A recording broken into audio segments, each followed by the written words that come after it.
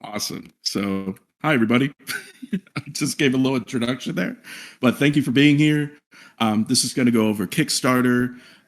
Like I said in general chat, a little bit of the basics. I'm not going to go into like super in-depth stuff like taxes. I'm hoping you know how to file taxes. If not, then good luck. But hi, everybody. I'm here as a game marketer. I don't program and I'm not good at art. So I can't really speak to programming and I can't really speak to drawing. So just keep that in mind. I'm coming from this perspective of marketing games, and you'll see my experience in a second with that. And also, there's a lot to go over in such a short amount of time. I'm going to try to keep this around like 30 minutes. So today I'll be covering most of the basics, some tips, but you can always DM me. I'm happy to answer any questions. I'm terrible at responding. I just don't feel bad if I don't respond. I will get to you eventually. I promise. I'm just a bad texter. My fiance knows that, and she's in the room and she's nodding her head. So yes. So who am I? Why am I here? I'm a producer. I'm the producer of Star Garden, which is a indie game coming out very soon, hopefully next year. And I'm the co-owner of the development studio Game Garage, which is making Star Garden. But I occasionally produce trailers, and I also work on like social media content for Sega and Atlas, including stuff for Sonic. You may know him, small indie game, Sonic the Hedgehog, Super Monkey Ball, stuff like that. And previously, back in the day when I was 19, I worked on the Sonic the Hedgehog social media pages. I was very young and I got to work on Sonic. That was pretty crazy. So you may have seen my tweets in the past. I can't confirm which are mine, but you may have seen them. I worked in Adult Swim for a bit for public relations. It's not on here, but I also worked at like normal marketing agencies, like boring stuff, like government and stuff like that. But who cares? No one cares. And back in the day, I was a YouTuber. You may know Tails Channel if you're a Sonic fan. That was me. Hello. And I did a couple panels and convention stuff, MomoCon, Summer Sonic, Too Many Games, just a lot of stuff in the past. And I still love to do panels when I can. These are all the games I've worked on in the past, just to give you a little bit of an insight. The most recent is Sonic Racing Cross Worlds. I got to work on a marketing campaign for that, and other Sonic games like Generations, Origins, Mania, Frontiers. You may see Rick and Morty at the bottom. That's my greatest sin. I worked on a Pickle Rick Pringles commercial.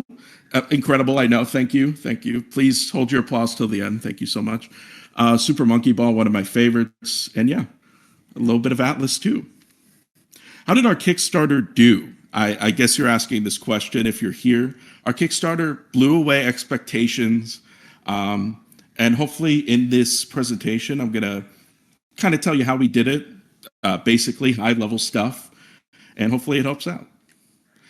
So I wanted to start with a reality check because this is super important. When I was starting our Kickstarter, I was working a full-time job in a marketing agency for government stuff. Keep in mind that if you're working full-time, Kickstarter is going to be your second job. I know GameDev is like a second job too. So consider it a third job. It's like a full-time job. You got to get ready for it. It is very time consuming and demanding of you. So be sure to have the time and energy. So let's ask ourselves, is Kickstarter a good fit for me? Are you someone who wants to showcase that your game has demand from an audience? Like people actually want to play it and people would want to buy it. Are you someone who wants to keep full creative control of your project, meaning that you make all the creative decisions? And in that vein, are you not looking for a publisher? And I use this image. No beef against Humble Games, but you know some publishers do drop the ball at times, so it's perfectly understandable if you're not working for a publisher or looking for one. You could later. That's totally fine. But at the moment, if you're not, that's a good thing. And are you willing to treat your Kickstarter like a full-scale marketing campaign? You're going to have to be on it.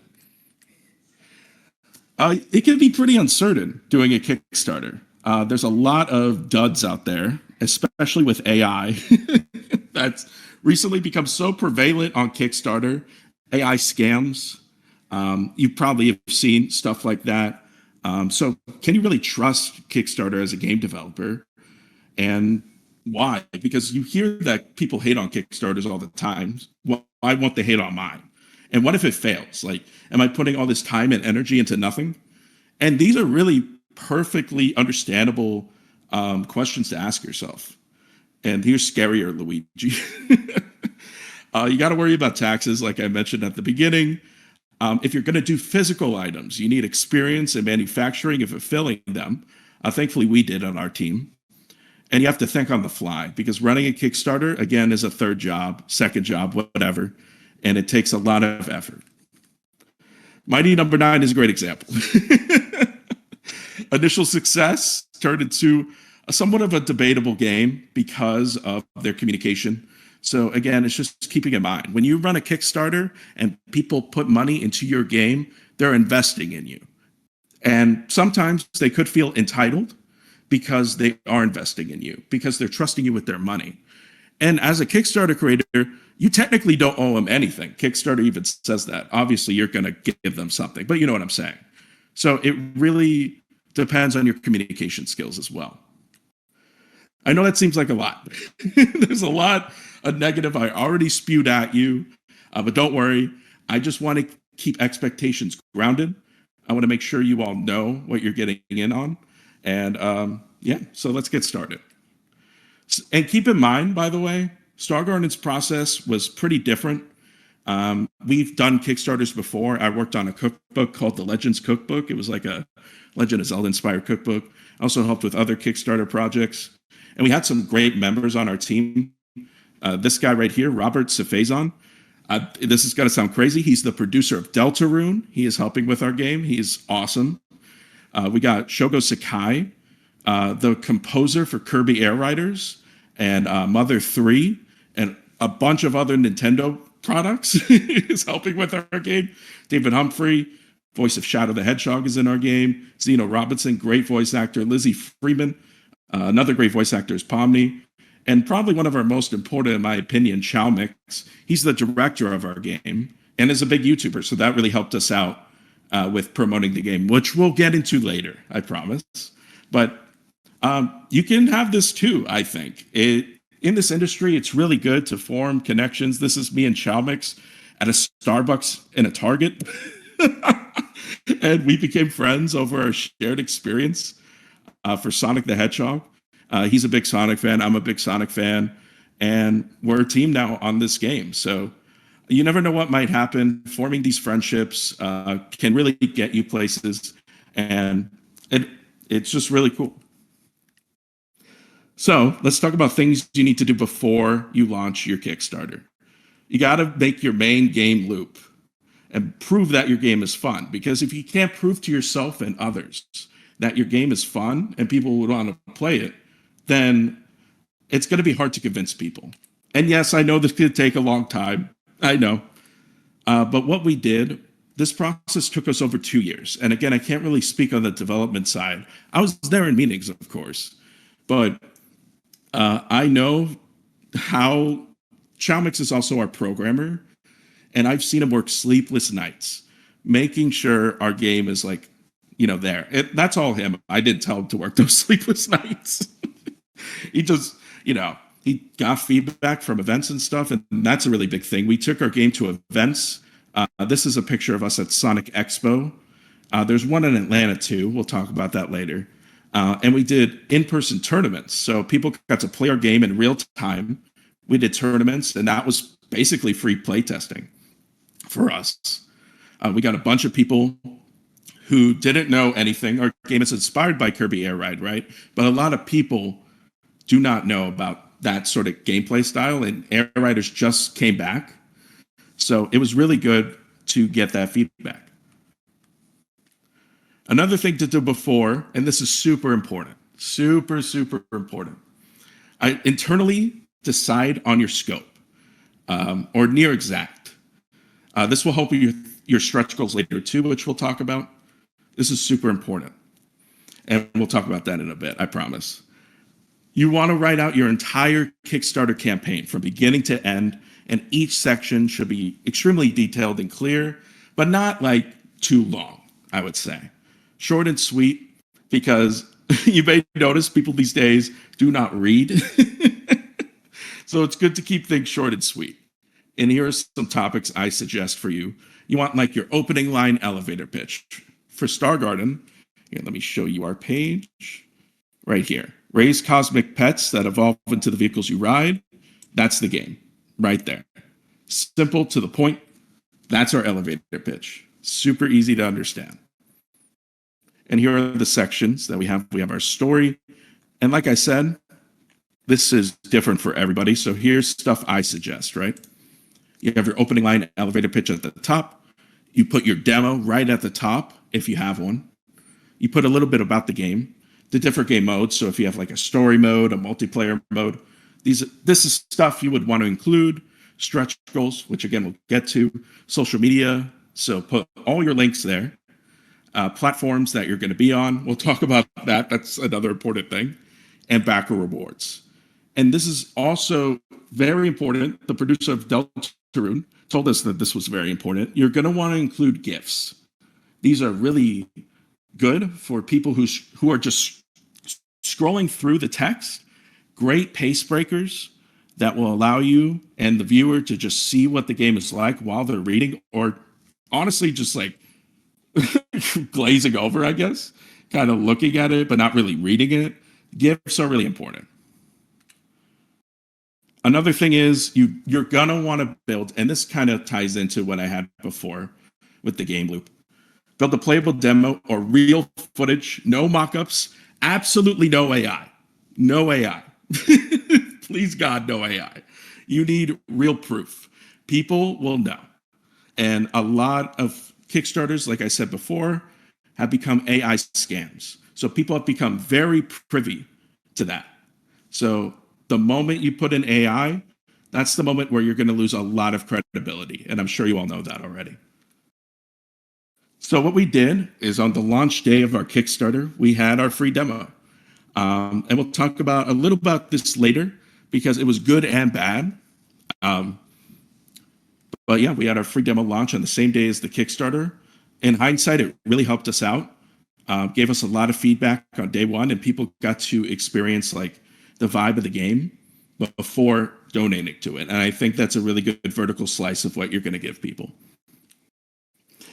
Yeah, I know the demo can take a long time to make, but it can be worth it in most cases.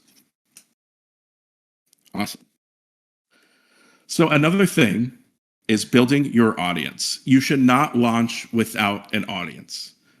And again, this is easier said than done. And we were lucky because we had a YouTuber on our team who promoted it to people. We had other voice actors and other people on our team that also had followings that promoted it to people. But let's just say you're starting from scratch, right?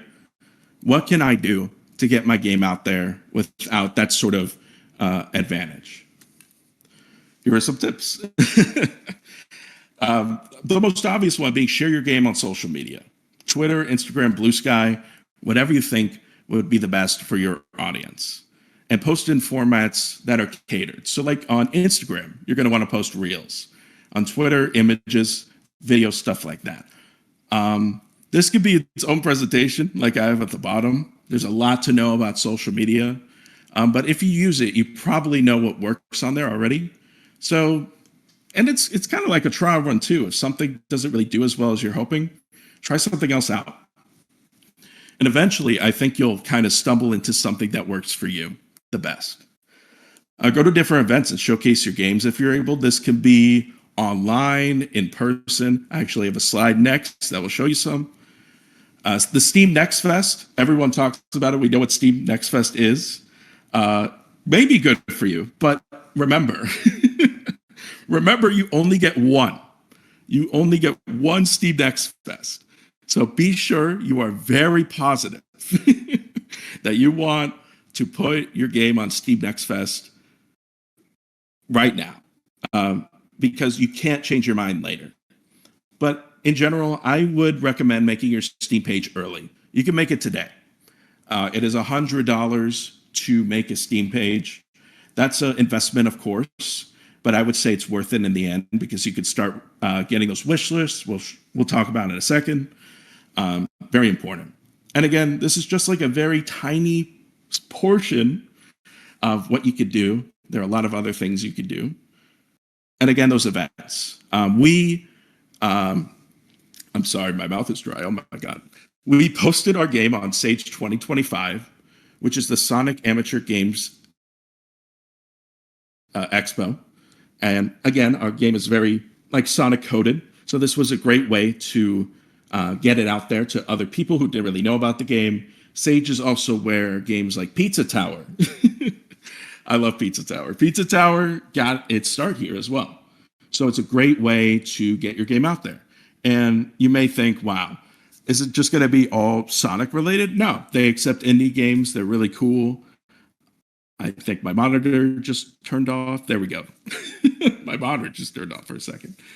It's really cool. I would check Sage out if you're interested in showcasing your game to an audience for free. It's free. You also got in-person events like MomoCon. You got Anime Weekend. I went to Furry Week in Atlanta. It was awesome. We showed Star Garden at my friend's booth who was there.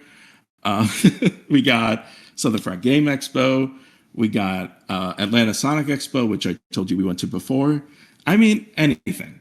Like, a lot of these conventions have free indie booths. Some of them don't, so be sure to check if your booth is going to be free or not. But it's a great way to get out there, and I would say it's like 50-50 because it is an investment to go there, and a lot of times it won't give you the returns you're hoping for. But there's some times where you meet the right person and they share it with all their friends, and little do you know, you're like building an audience. So I would give it a shot. And connect potential fans with your characters. This was a really big thing for us on social media. Lynx right here, for example, this edgy dude, is voiced by the original voice of Shadow the Hedgehog from Sonic Adventure 2. So it was a great way for us. And this was our idea from the beginning. We wanted Lynx to have that sort of vibe. So when people heard he was being voiced by David Humphrey, it was a really big thing for us. And people were like, oh shit, he's coming back. It was just really cool. A lot of Sonic fans really connected with Lynx because of that. Same thing with Nor. Nor is kind of our alien character. He's voiced by the YouTuber Salty DK Dan, who applied to be Nor. And we didn't choose Salty because he was a YouTuber, I promise you. But he actually really fit the voice of Nor, and it really helped us out later because he just really worked for the character, and people really connected to Nor because of that. We also posted like concept art of our characters. This is Orion with the spiky hair and Ceres right here. And they were really popular. So we threw out concept art on social media, and I think this one got like 2,000 likes. It really just depends on what works for you. And really show people the process and really try to connect them with your characters. I think that's really important. But then, after doing all that, which is a lot, I know, you want to get that audience to follow your social media pages. Try to get them to follow it as soon as possible. This is one of the best ways to get people updated, and maybe have QR codes at your table, maybe put a QR code in your game, stuff like that, because that's what we did with our demo, and it did help us out a lot. Same thing with Steam. We all know how important those wish lists are, but it could be hard to get wish lists. Let me just have a little drink of water real quick. Okay, cool. It's pretty hard to get those wish lists. I know this too. So we came up with a little plan. A lot of people, in my head, don't really do something unless you're offering like an incentive, right? People will forget. People will have another thing to do and just forget. So what can you do personally to get people to your Steam? We came up with the decision of having Steam wishlist goals. So for every wishlist stretch goal, we would add free characters to every version of the game. And this really helped. I believe we're almost at 50,000 wish lists right now, which is crazy. But this method really helped us out because it gave fans a clear goal of how to follow our game. I know this isn't related to Kickstarter, but it's really all one and the same. Because you're going to want to build your Steam alongside your Kickstarter to kind of get the word out there. And since the Kickstarter is a limited campaign and your Steam page is forever, you're going to want to get people started on following your Steam. And speaking of Kickstarter, you're going to want to make a pre-launch page. And this is really important. That's why I have it highlighted. You're going to want to make a pre-launch page before you launch and have your audience follow it.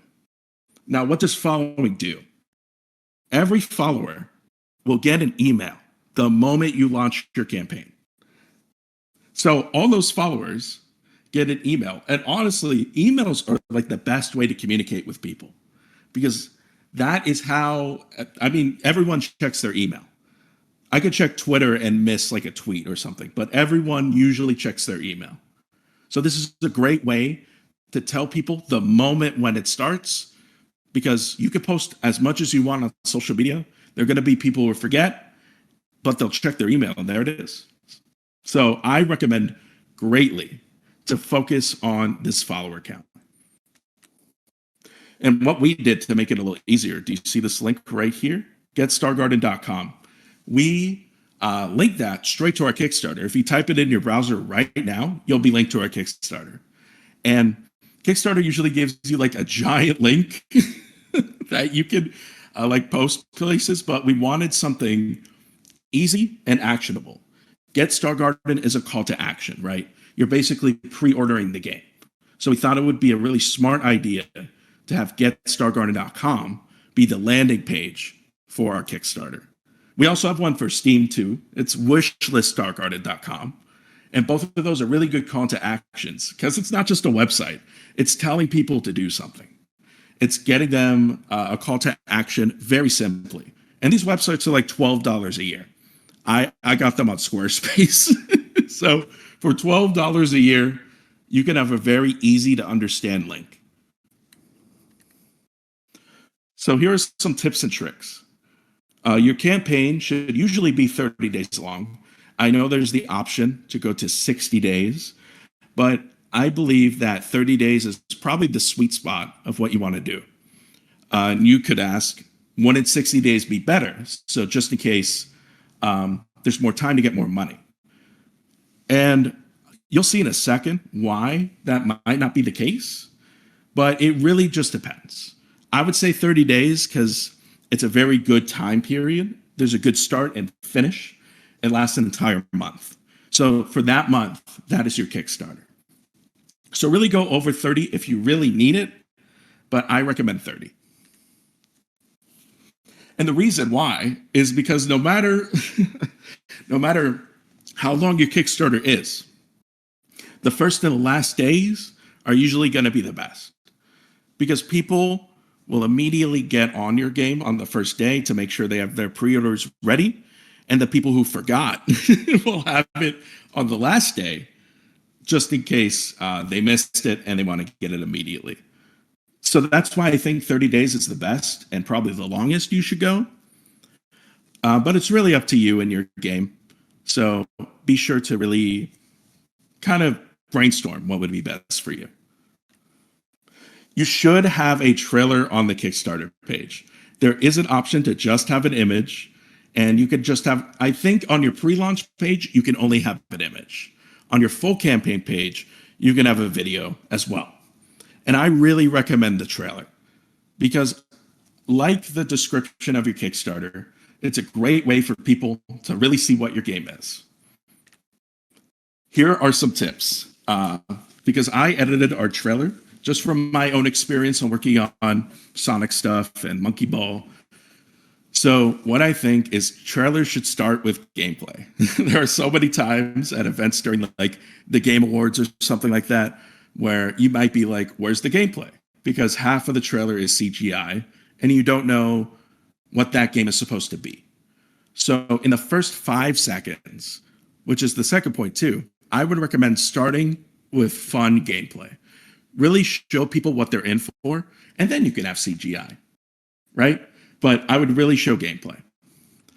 I would spell out for people what your game is without treating the audience like they're dumb. So that's kind of like, you'll see in our trailer, I have that trailer ready to go in a second, but it's just kind of like describing what your game is in very simple terms. Like, let's say it's Mario Galaxy, for example. Explore planets, fight enemies, just stuff like that. Just cool little fun things that you could throw in there and have fun with it. Like, if you don't like your trailer, other people will probably also not like your trailer. You want to make sure it's fun, short and sweet. I would say 1 to 3 minutes. You don't want to go overboard with it.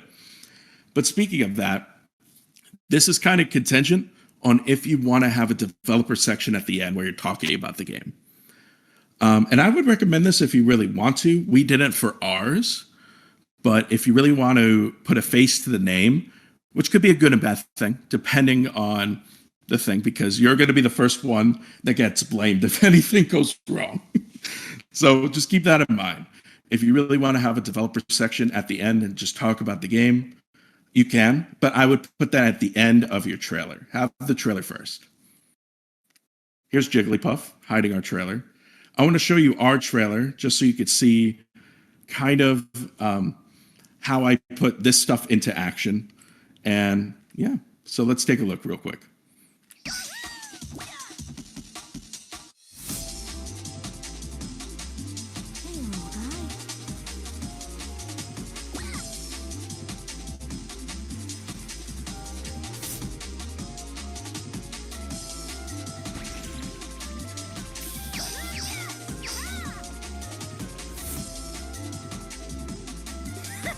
Bet you didn't expect that move.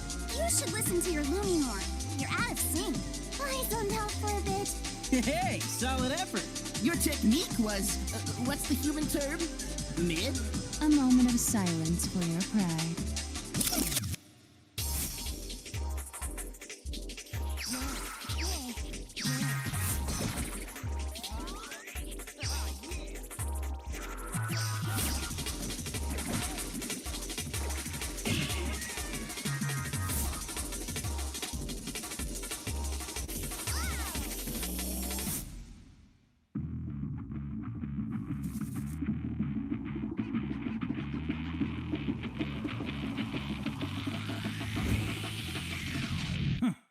Pathetic life forms. That line gets me every time, dude. It's so funny. I love it so much. Here's the call to actions. And then we throw another set of call to actions at the end, just in case. But yeah, as you can see from the trailer, let's go back to the beginning. The first couple seconds here, straight up gameplay. Then we go into kind of what the game is. So you want like an attention grabber. Pretend the first 5 seconds are kind of like a TikTok. Like, you don't have to go full brain rot with it, but really show people in the first 5 seconds what your game is all about, in my opinion. Then we have some just regular Lumi Garden gameplay. You might think it looks like something else. That's intentional. It's fine. This is kind of our game loop here. Transform into the vehicles you ride. We kind of have a teaser for story mode here with our voice actors. And then we go into our multiplayer mode. And kind of change the vibe a bit.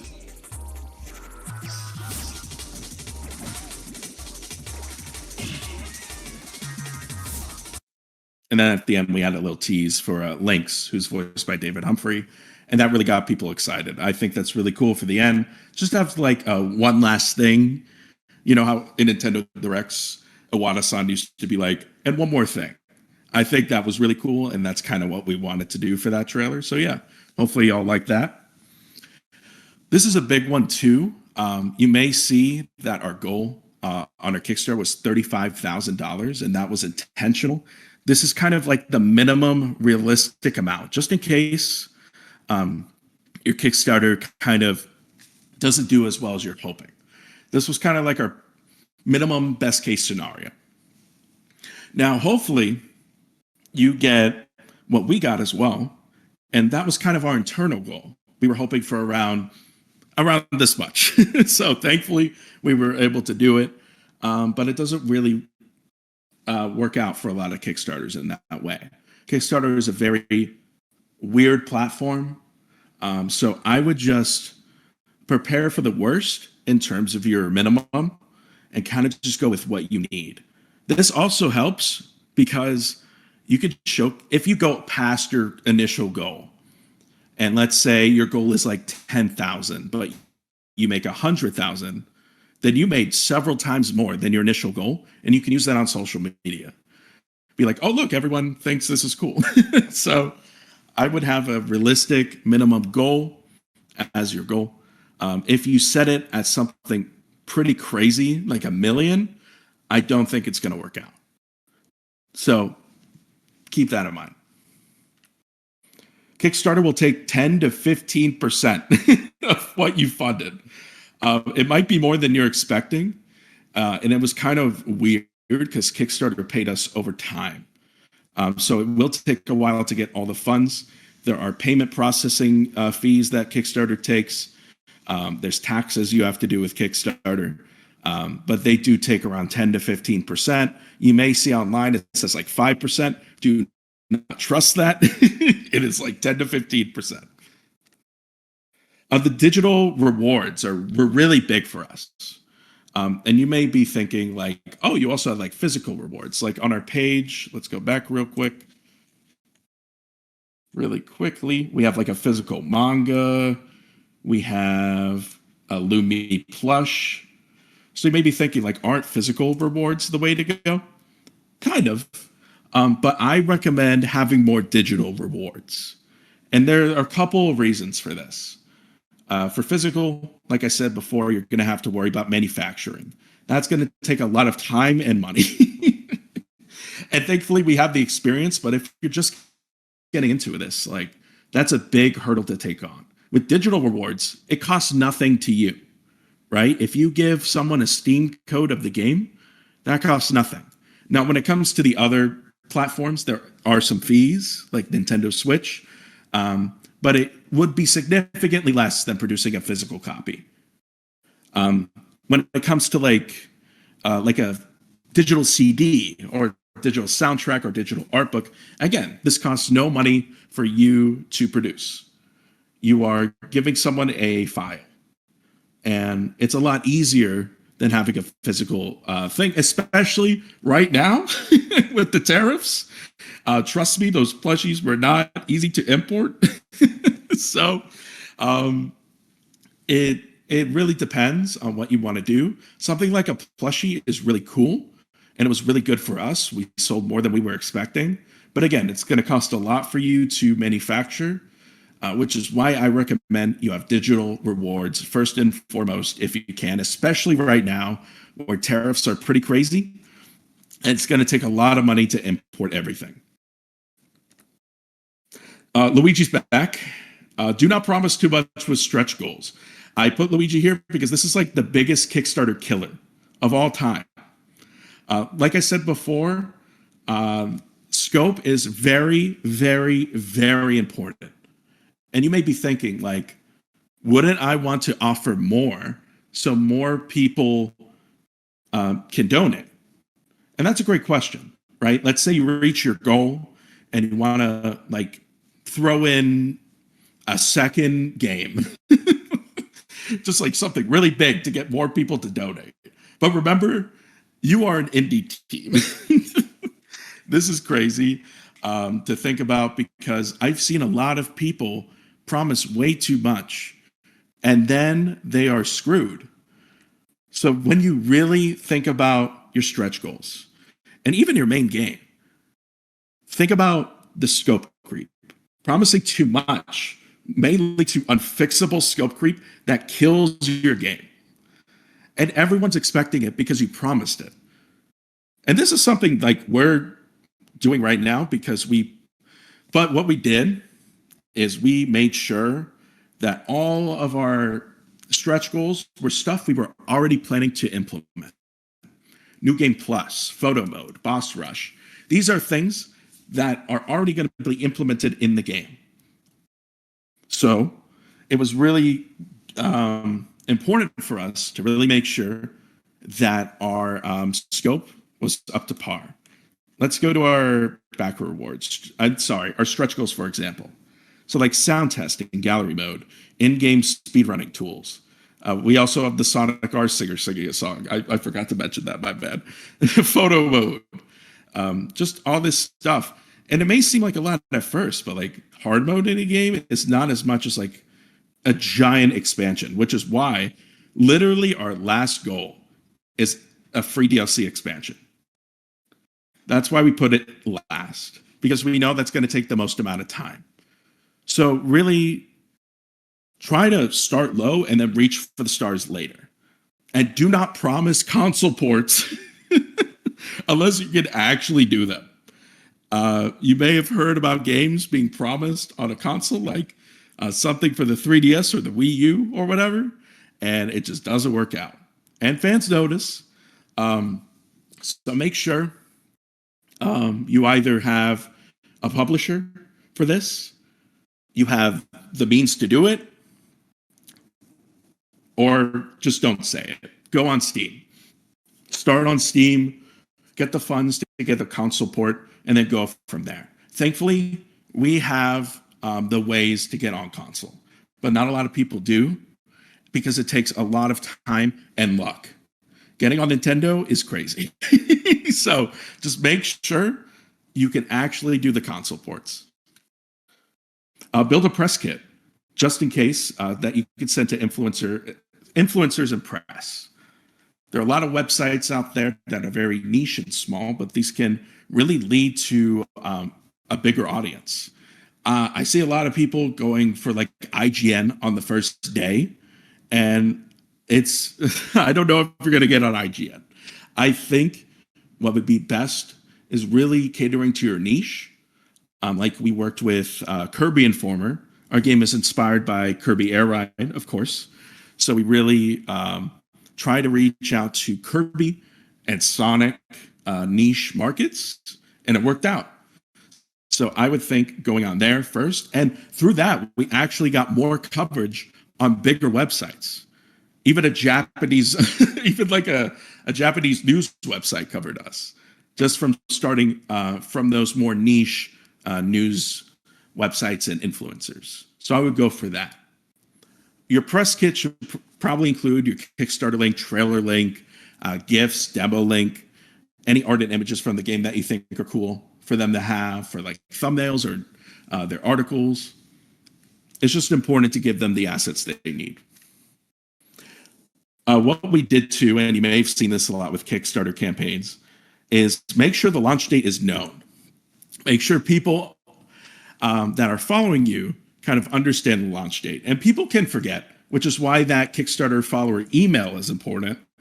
But for people who regularly browse your social media, who are very much looking forward to your game, this is important. Keep them updated about the date your Kickstarter is launching. During the campaign, you get you get to send backer updates to backers. Whenever you send a backer update, every backer and every follower gets an email. And like we said before, emails are super important. They are the best social media because people read their emails. So make sure to send out backer updates. You can also set up late pledging for after the campaign. This is kind of a new feature.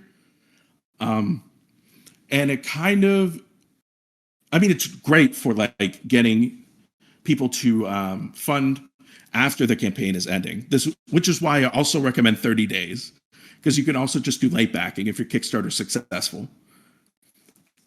But also kind of messes with some internal Kickstarter stuff sometimes, like we can't do the backer survey until late backing is done. So just keep that in mind. You're going to want to send an end date for the late backing too. Our Kickstarter ended in October, and our late backing's ending in February. And that's when we're going to send out the backer surveys. So just keep that in mind. this is something I've seen a lot of times, and I'm going to end off on this because it's super important. I just want to let you know that people might be mean. Our demo came out day one and had a lot of glitches that we just missed. We tested the heck out of our game, and just for some reason, there were glitches that were pretty bad that were out there. Especially on the Steam community, people will be mean. So this is common, though, with Kickstarters, just because of all the slop that's on there now, and people putting their trust in you. So if your demo has bugs or glitches, you may get some mean people. If your game is inspired by something, you may get some mean comments. Like, people have compared us to Kirby a lot, and I love Kirby. I have Air Riders. I played the shit out of Air Riders. I love Air Riders. So it's kind of a compliment. But, you know, you may get some people trying to be mean with that if your game's inspired by something else, right? And if you forget to reply to a message or just miss it, you may get some mean comments being like, do you even care about the people who are supporting you? Of course you do. And sometimes you miss it. But, you know, that's something to look out for. So here's a little quiz. And you can answer with any of these answers, right? How should you react to a mean comment? A, do not respond. B, try to epically destroy them on twitter.com, dude. You're going to get so many social credit points, dude. It's crazy. Or C, respond kindly and assure them that you are committed to fixing unforeseen issues. All right, lock in your answer. I'll give you like 5 seconds. It's any of these three. So you can choose any of these three, even two of them. All right, here we go. If you answered A and C, you are correct. B is the worst thing you can do. And I see people do this all the time. This is bad. I know it may seem like an epic moment, but like it's just not. It's gonna, first of all, it makes you seem unprofessional.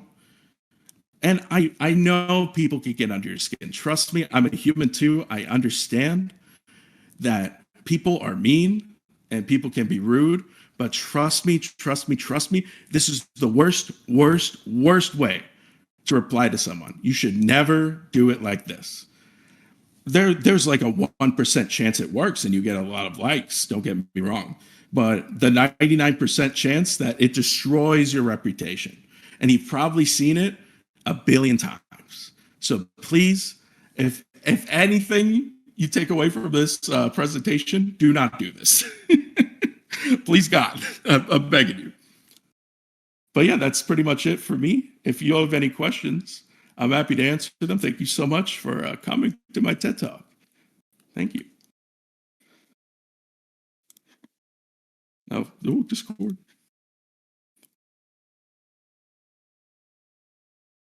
Let me check the questions out. Sean asks, it seems like you hired a lot of talent before receiving the Kickstarter funds. Did you have initial seeding or was this betting on the Kickstarter working out? I'll be honest, it was betting on the Kickstarter working out. A lot of the people on our team were our friends that we kind of just like, I mean, we weren't getting paid either. This was kind of like a shot in the dark. And we did pay our people after the Kickstarter, don't get me wrong. But I mean, there was always the chance that if this didn't work out, it just, would have been bad. And I would have paid them out of pocket myself, of course. I would have taken a large hit, but like, it's fine because they worked so hard on the game, but thankfully it worked out. And did we have a plan B if Kickstarter didn't reach its goal? I mean, we were still going to make the game, but it would have had to come out of our pockets. There's probably a lot we couldn't have done without that funding. So it was really important for us. What goes into determining your minimum goal for Kickstarter? That's a great question. I would really look at your scope for that. Look at what you need, like necessarily need to get in your scope, your game loop, to make sure that it's a full game that people want to play, and then go from there. Really break down the numbers. And again, with physical and digital rewards, if you really can't do those physical rewards, make sure you do digital because it will be a lot cheaper for you. If that works, if that's a helpful answer. Let me see. Were the fandom specific cons more or less equally worthwhile? I would say the fandom cons were more worthwhile, especially with stuff like David Humphrey on the team, TJ Davis from Sonic R doing a song for the game.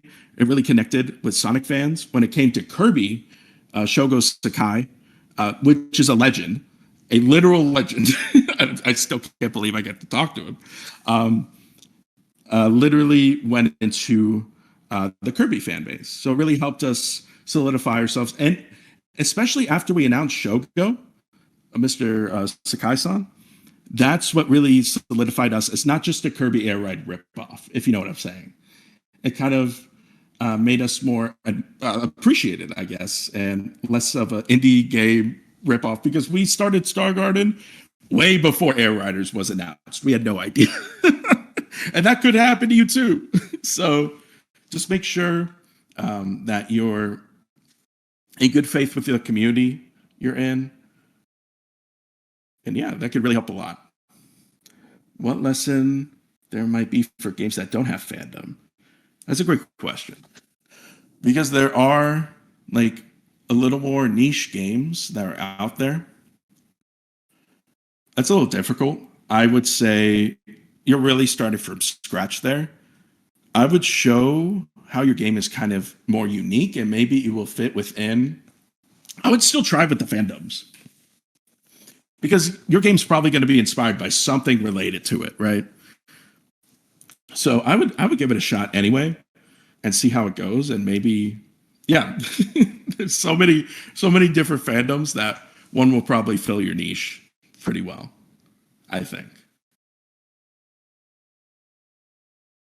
Yeah, are there any more questions? I got you. I love yapping, so I'm here all night. Well, for 9 more minutes.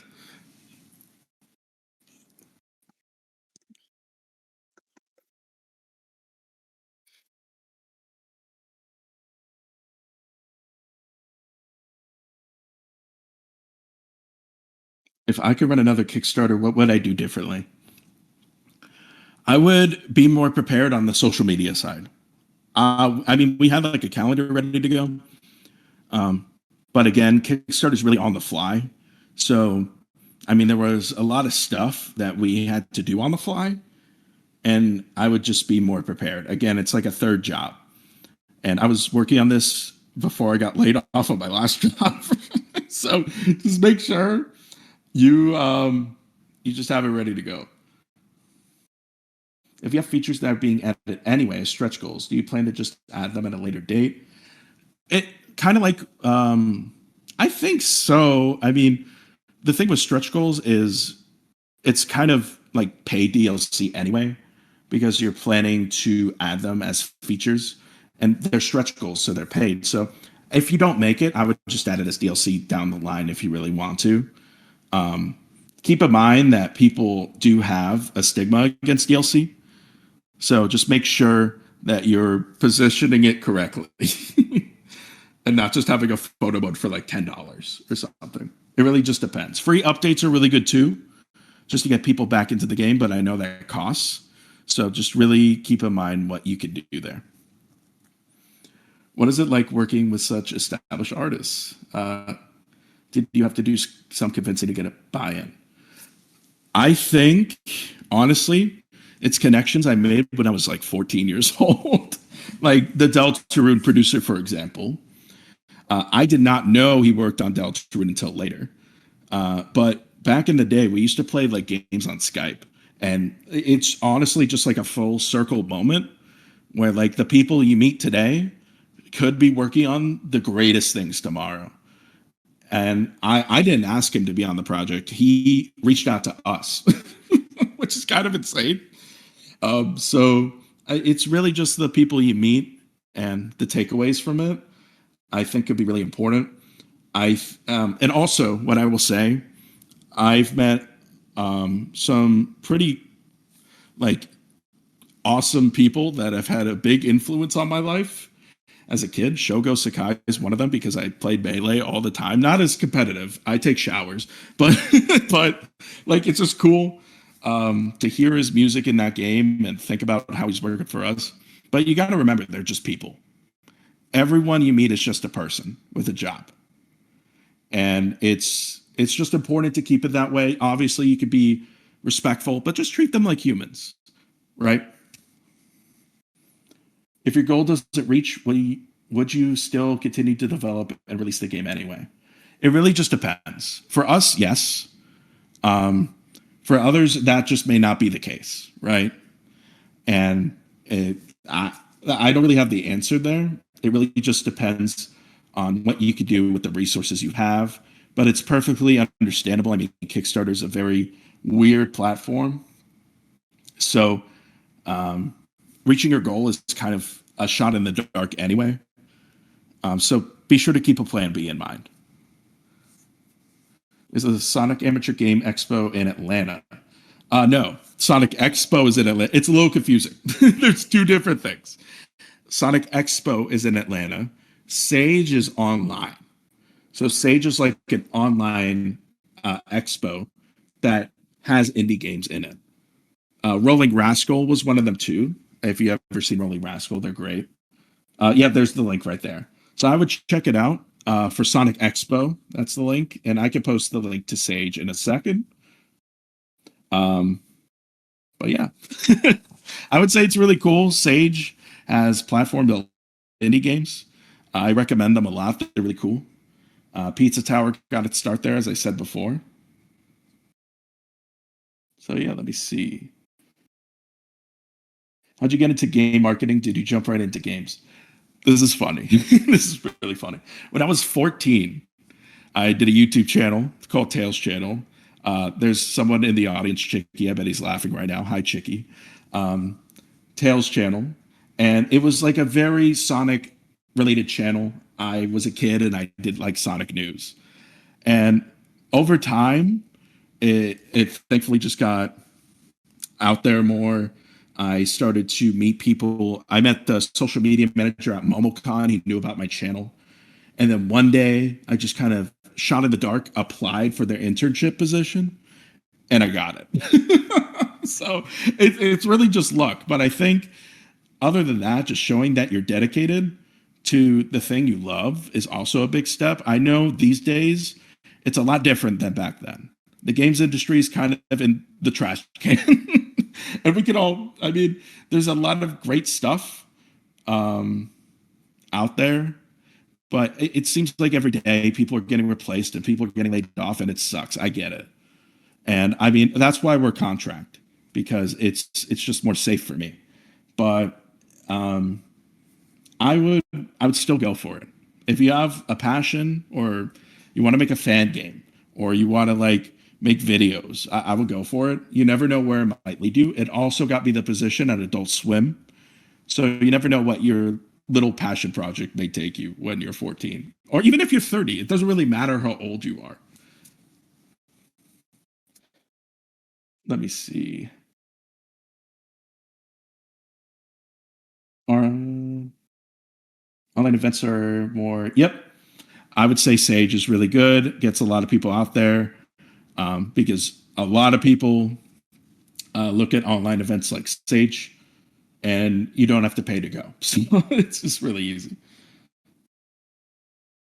Yeah, connections through collaborations really work too. For the Legends Cookbook, I worked with my friend who's also working on Star Garden. He was our Kickstarter expert for this project. So just having people who know more than you is great. And sometimes you don't have to be the guy who knows everything. Don't let your ego get in the way of like people taking over for you. It's totally fine. And I think people with more experience kind of get the job done better if they know what they're doing.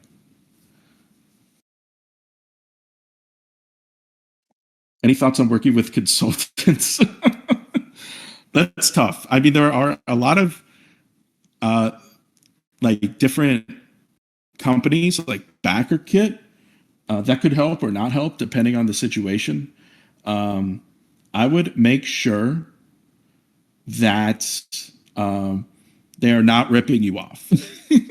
if you really, um, really need to work with some like a company like that, make sure they are not screwing you over because they will try to.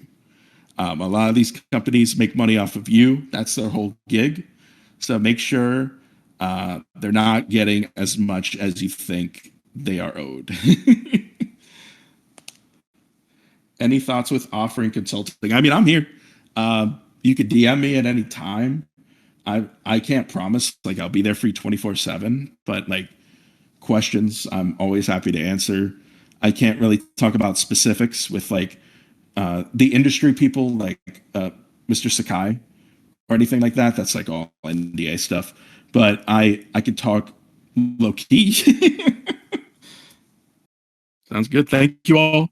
I hope that was helpful. I know it didn't go over like everything, but just kind of like the things that are kind of you need to know and kind of like the reality of it. It's hard work. It's not easy. Really think about it before doing it for your game and keep in mind you're going to need like an audience and the tools. And that can take a while. But be sure you have those. Thank you so much. Thank you guys. I'm happy y'all liked it. Thank you.